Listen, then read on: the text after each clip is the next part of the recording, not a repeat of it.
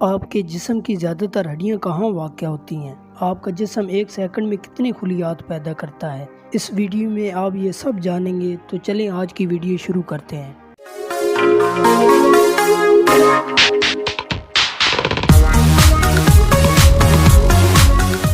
Fact number 1، شیرخوار بچے تقریباً 300 ہڈیوں کے ساتھ پیدا ہوتے ہیں، لیکن جیسے جیسے وہ بڑھتے ہیں ان میں سے کچھ ہڈیاں آپس میں مل جاتی ہیں۔ بالغ ہونے تک ان کی صرف 206 ہڈیاں ہوتی ہیں۔ فیکٹ نمبر 2، آپ کی نصف سے زیادہ ہڈیاں ہاتھوں، کلائیوں، پیروں اور ٹخنوں میں واقع ہوتی ہیں۔